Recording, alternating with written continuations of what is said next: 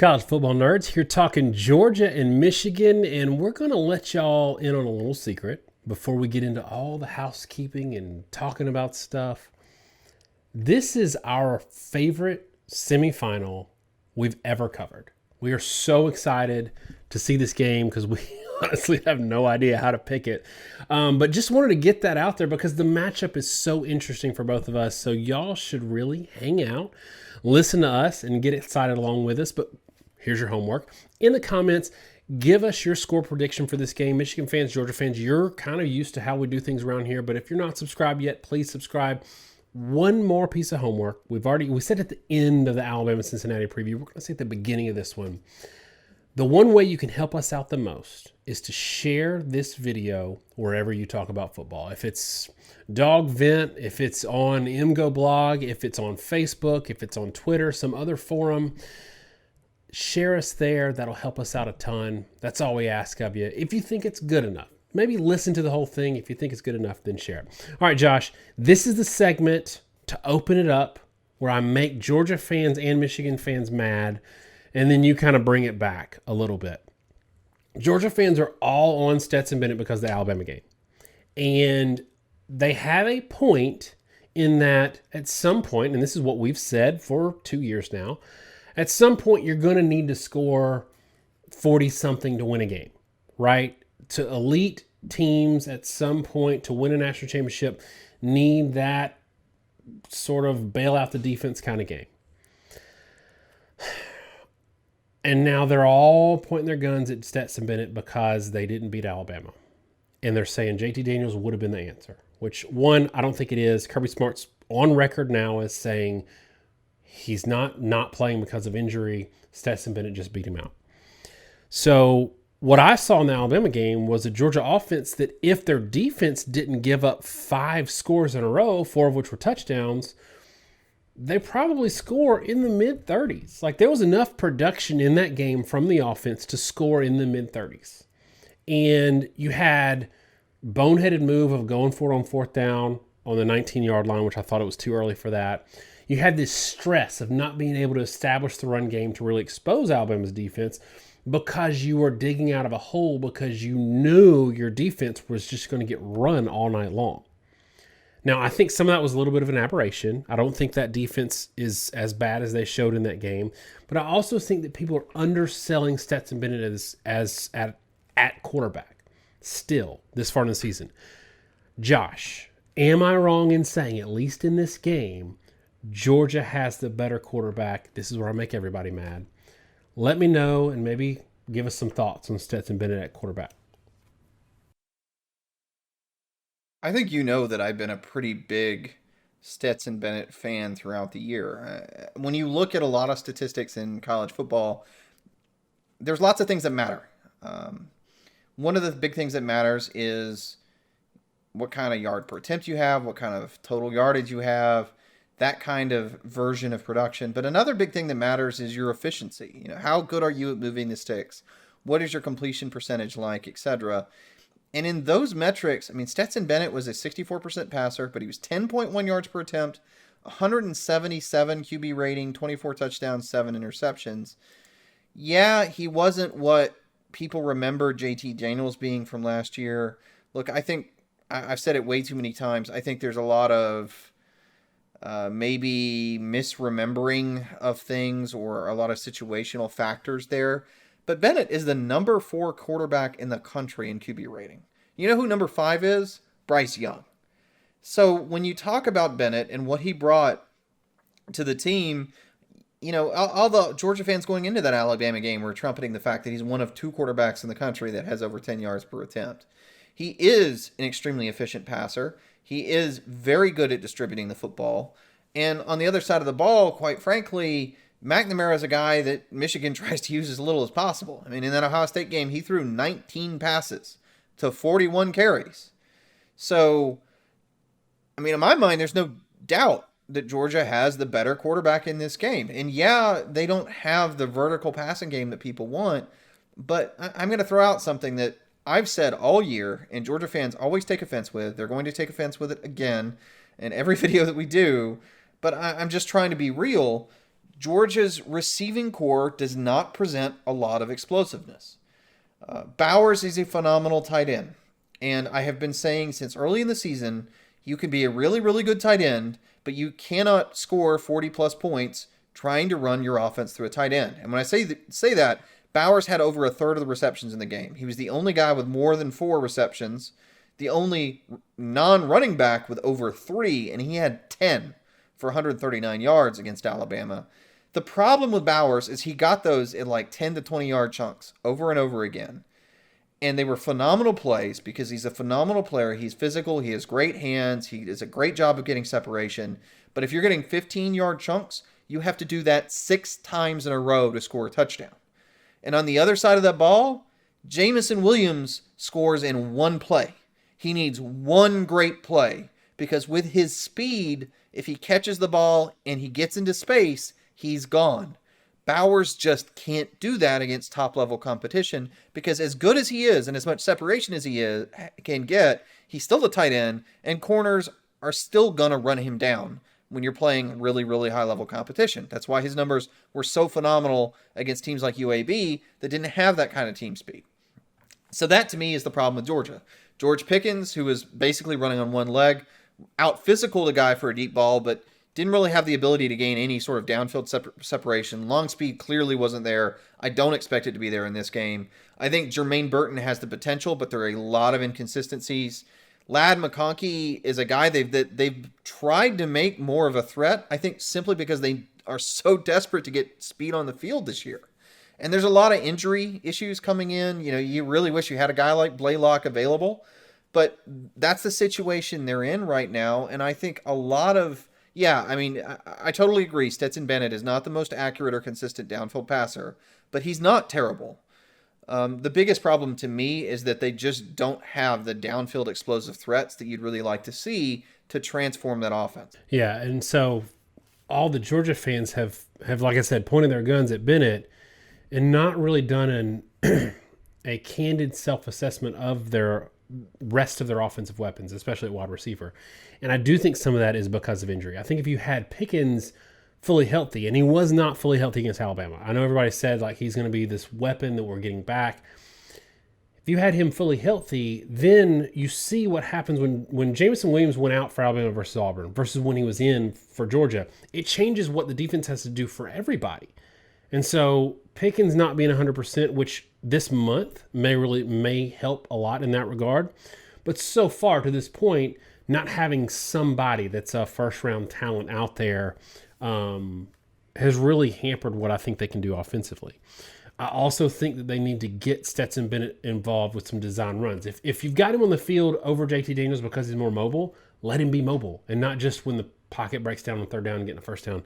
Anyway, flip side of the ball, Michigan made us look stupid. We both, I think, picked Ohio State, but you actually picked Michigan to be closer in the Ohio State game, and then we picked Michigan both to win over Iowa, but thought it would be a little bit of a grindy game, and it was a grindy game for Iowa, not so much for Michigan.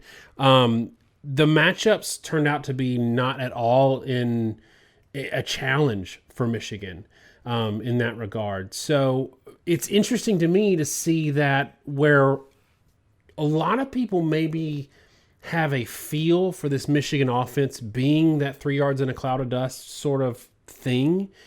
They proved that to not be the case against Iowa and against Ohio State. So talk a little bit about how this Georgia defense or how this Michigan offense matches up against this Georgia defense. And whether or not, because a lot of their chunk plays, a lot of their verticality comes in the run game, whether or not you think that's an opportunity there for Michigan or maybe a concern for you for Michigan going into this game. For me, it has to be a concern. So, yeah, I had the game, I picked Ohio State to win but not to cover. I had it 34-31 Ohio State. I flagged that was a game that I felt like was by far the most winnable game for Michigan in years. Even a few years ago, I think I actually picked Michigan to beat Ohio State, but I actually felt like this was more winnable in a way, which, it's sort of shame on me for not going with it or not being brave enough to. The problem in that game was that Ohio State's rush offense isn't fantastic this year, and Michigan defensively and offensively is really kind of do or die with a run. And what I mean by that is Michigan is a very much run first offense. They are, by and large, about 3-2 run to pass, which is about as much as you ever see outside of some weird, like air raid-ish systems. And then in pass defense or rush defense, and this is one of the stats our model generates, Michigan gives up 86% of opponent averages running the ball, and that's really not a great number. It's 15% below your average. It's pretty typical of most teams. It's really only slightly above average for a P5 team, and it's certainly not a great stat. The problem is Ohio State wasn't good enough to run the ball to exploit it. They were much more dependent on the pass, which meant Michigan could pin the gears back and rush the passer. And on the flip side, Ohio State had shown throughout the year, and definitely in that game, they had a propensity to get run on pretty badly. The problem, and this is another statistic that's out there, Georgia's run defense, 58% of opponent averages. They cut your run game in half. So for Michigan to win this game, and you can tell I've been sick too, off and on, a little better than Daniel, thankfully. For Michigan to win this game, they've got to run the ball, and they need to be able to run the ball well. Against Ohio State, Haskins had 6 yards per carry. Corum had 14.5 because he had a 55-yard long. Haskins with 5 touchdowns in the game. It was the run game that won it, right? They had 159 yards passing against Ohio State, 1 interception, 0 touchdowns. They are not, I don't think anyone can beat Georgia running the ball at a high clip. We didn't think Alabama could do it. We knew Alabama had a chance because of the matchup situation. But Georgia is particularly and almost uniquely hard to run on. They are as talented and as physical in the front seven as any team really in the past 20 to 30 years. And I mean that truly. And they've got that big guy, Jordan Davis. I mean, Davis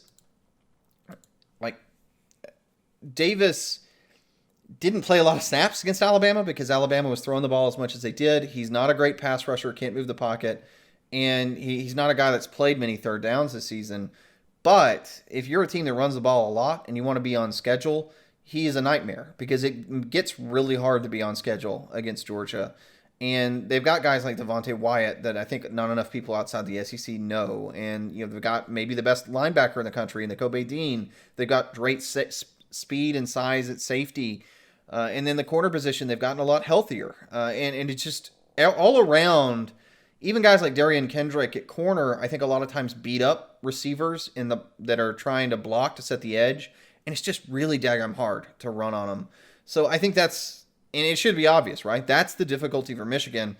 If you are a team that beat Ohio State by establishing the run, by being extremely physical, it's easy to say, well, that was Ohio State. We took it to them. We proved we could run on anybody. But I really am saying not so fast. Ohio State was also a team that did not stop the run great. It wasn't necessarily out of the blue that you were able to do it. And I'm looking right now. Ohio State was giving up 80% of opponent rushing averages. It's not fantastic. They were a good run defense. They weren't necessarily elite when they had been run on this year. Georgia is a different animal. And look, I imagine you agree with me here. This game isn't about hitting 42 for Michigan. This game is about hitting 21. And the question is 21 points or thereabouts for Michigan a reasonable score to be able to win the game or not? And what Michigan fans are going to counter with is Alabama just scored 41. And I would say, first of all, one of those was a pick six, which might happen again against Michigan. That's possible. But so they scored 34. And I think they did it in a lot of ways that maybe Michigan isn't comfortable with. Michigan has been winning running the ball. Alabama literally could not run the ball in that game. Like they did run some, but like they were playing with a one-legged running back. So they had to throw it, but they had that verticality. And, when you had one of the most crushing injuries, and I've talked about this before, at wide receiver that I've ever seen, because it's the heart and soul of that wide receiver room at Michigan this year, you lost a lot of what you could do vertically. And I do think that, though, I wonder in terms of like finding yards and finding points, if we see more throwing to the running backs from Michigan in this game and trying to maybe take advantage of some mismatch there. But that's another thing, that you've got linebackers that play great in space. So I don't want this to sound like a Georgia, advertisement, Josh. So why don't we get in the model, because the model is actually pretty close, and maybe I'm going to force you, in explaining the model, talk about why, in a good way, or why this has it as close as it does in a good way for Michigan. So this model straight up has Georgia 29, Michigan 25. And our model, I know most of you guys have tuned in, and there's a lot of stat heads that watch our channel, right? We look at your games against your opponents. We look at how your opponents did against everyone else. And we sort of build this concept of how strong is your team and how strong is it in different areas. And then we look at what your team does in order to score, like, on its own. It's a self-learning scoring model that's unique for each team. And then the game is scored, sort of unique to the matchups in that game. We don't do power ratings or that kind of thing. In fact, our model is still a little bit manual as a result of all these moving parts, because it will let A beat B, B beat C, C would beat A kind of thing. Our model will actually generate those results, which is maybe a little bit unique for the way a lot of models work out there. But one of the big things that's interesting in this game is, from a yardage perspective, Georgia has a significant advantage. It's 6 yards per play to 4.5. And you can't look away from that, right? Georgia passing about 7.9 to Michigan 6.4. We often say 7.5 yards per attempt is the line of competency, quote unquote, in the passing game. And then yards per carry is getting maybe not quite theirs, but close, almost 4.5 yards per carry for Georgia. And the Michigan, 3 yards per carry. I think it's completely reasonable, and probably you should be having the outlook that this is going to be the worst rushing game Michigan's had, because this is the best rushing defense Michigan's faced by a really considerable margin. And yes, I know Wisconsin's really good, et cetera, et cetera. Georgia is generational, multi-year good. And it's hard to run on them. But the problem that our model has flagged, as it's flagged all year, we were berated for it off and on with different teams up until the Alabama game. Well, we were before the Alabama game, but afterwards I think people quieted down a little bit.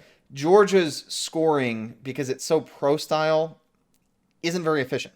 And when I say efficient, I mean they're efficient in moving the ball, but they're not explosive. So they don't turn yards into points very well. So they can be expected to outgain you by a large amount and it still be a close game.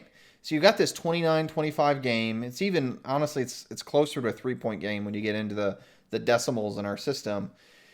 But that is really based on the fact that Georgia can move it well. It thinks Michigan can find points in ways Georgia can't, be that turnovers, be it special teams, etc. And it also thinks Georgia is not really comfortable operating in like a 6 yard per play space and scoring a lot of points. They did it one time this year against Arkansas. That was a game where everything possible went wrong for Arkansas. They put up a lot of points early. But when they've been in this 5 to 6 yard per play range, really anything under 6.5 yard per play, it's only happened a few times. Happened against Alabama, 5.8 yards per play. They scored 24 points.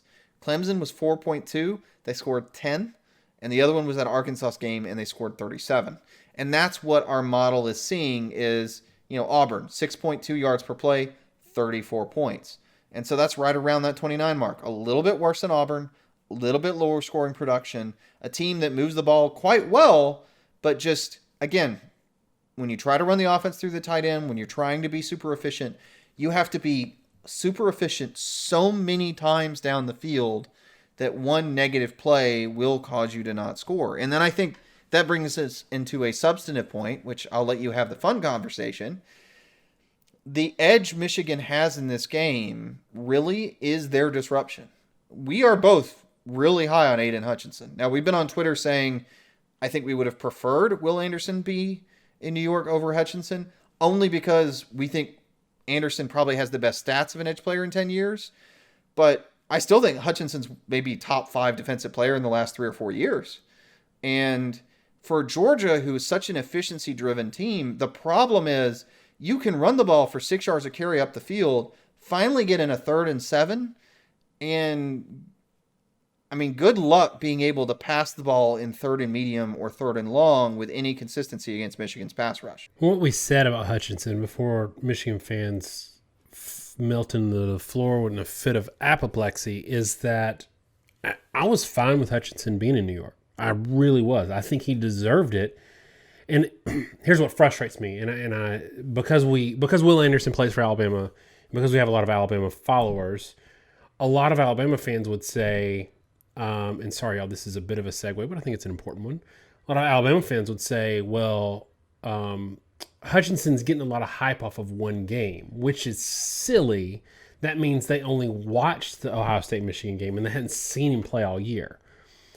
And so that's what frustrated me about, what Alabama fans were saying. I think Will Anderson is the best player in the country. I think he's a better player than Bryce Young. I think he's better than anyone. That does not mean that Aiden Hutchinson didn't deserve to be in New York. That's my spiel. I think they both belong there. I would probably at least considered both of them over Bryce Young, but that's a different story for a different day.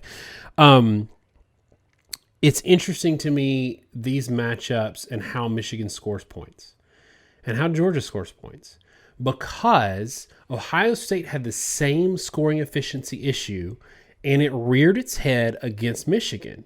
Michigan was able to exploit that. We'll give you yards. We'll give you everything between the 20s, and then we're going to tighten up and make you kick field goals. Then we're going to tighten up and you're not going to score at all. And that is a possibility in this game. I'm going to go ahead and give my score here. And it's a total guess. It's a total guess at this point because I don't know if, maybe Iowa's defense is as good as Georgia's or close. I don't think they are, but they are a very good defense, right? And maybe Michigan found something and they're just going to abuse Georgia like they did Iowa. I don't think so. And I think the difference is considerable when we talk about scaling, in that you might play defense X that's not elite but very good, and you hit this tipping point in terms of yards per play and a scoring efficiency where you can score bucket loads of points. And then you play a defense that's 20% better and you score 70% fewer points. And I think that's kind of where we are with Michigan and Georgia. The reason I give Michigan a chance here is that I'm not sure that Georgia's going to be able to score that many points. The deal is, though, I think that Georgia, one, I do think they have the better quarterback. I think they have the better offensive game in general. If Michigan can't run the ball, I don't think they have the quarterback to put up the points they need to beat Georgia. Give me Georgia 27, Michigan 21, which is not a cover, but Georgia win. And with it this close, look, I am banking on the Georgia defense that I saw all year and not necessarily the one I saw against Alabama showing up in this game. If they don't, and we see Michigan taking advantage the way Alabama did, I think it's going to be a long night for Georgia. But I have faith in what I've seen through the course of the year. And here's the key, Josh. This is the key for me. Georgia is no longer playing a team with nothing to lose, is what they played in Alabama when Georgia really didn't care as much as they're going to care in this game. Georgia 27, Michigan 21. Give me your score. Honestly, the more I thought about this game, the less I liked the matchups.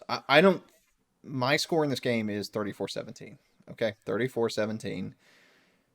Michigan fans, I don't dislike your team by 17 points against an average opponent compared to Georgia. I don't think there's a, quote, 17-point rating gap.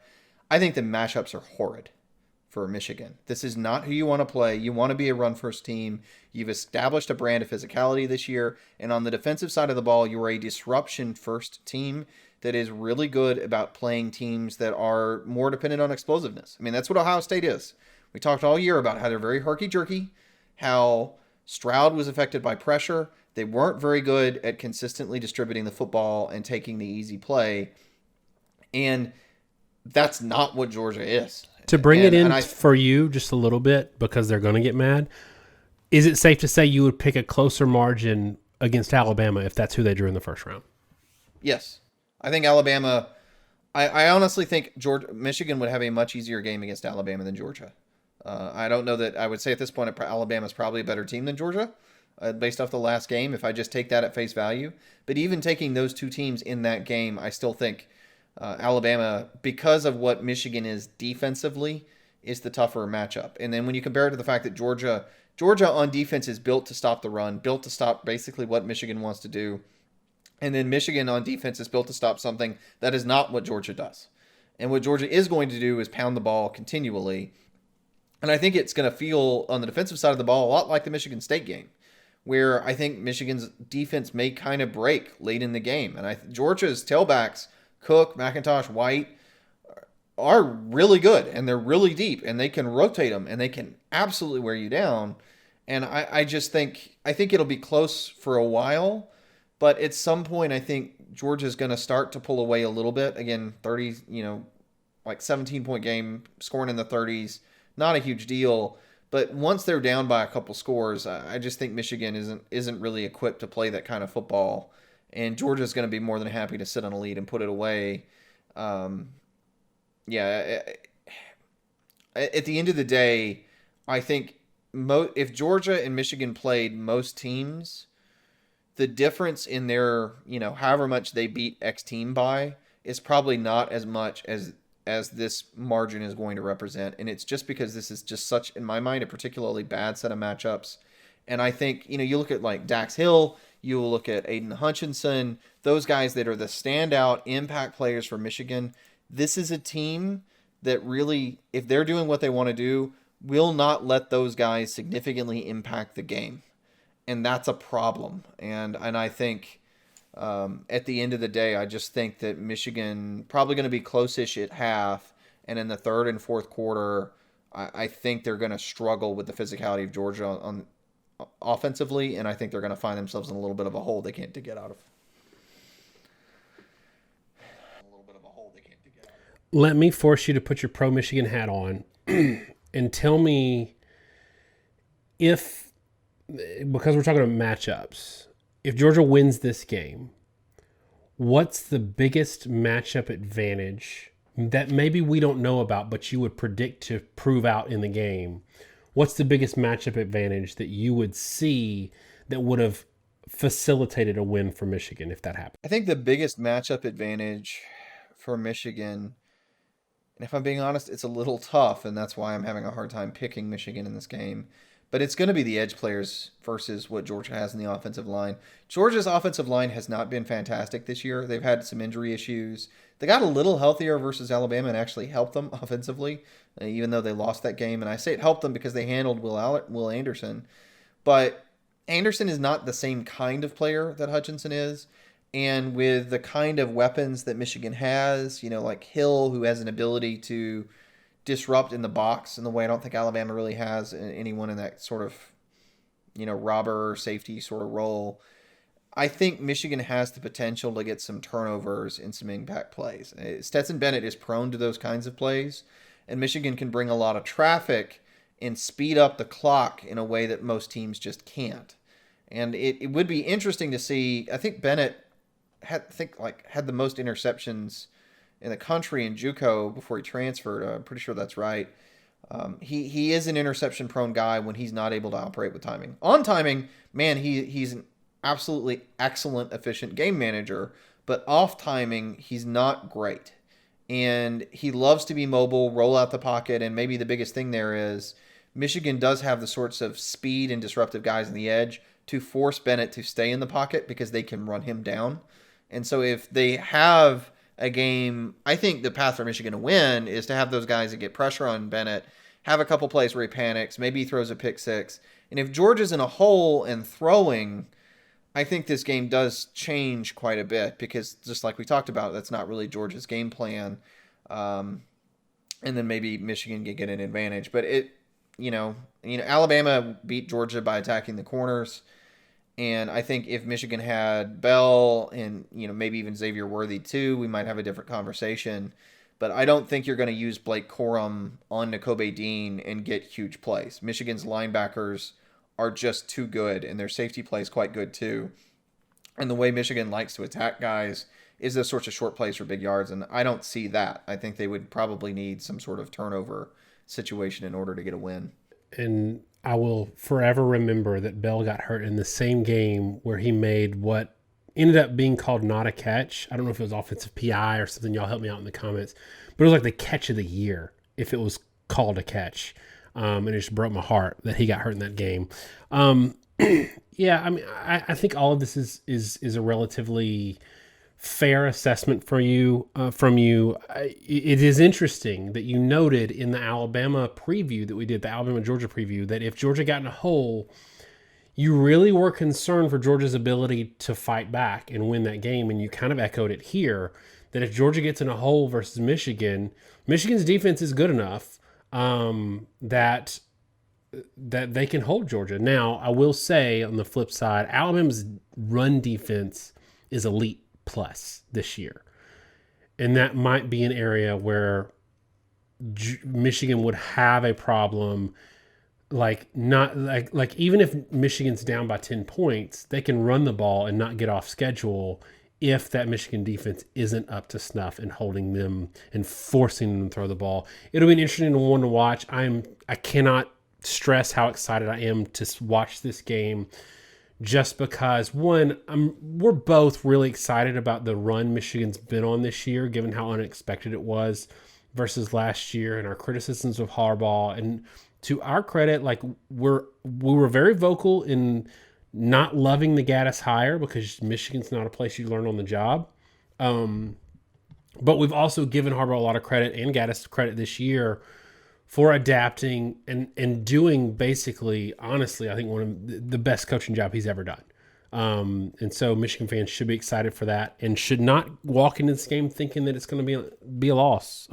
It's only an 8-point spread in Vegas right now, and that's very, very winnable for them.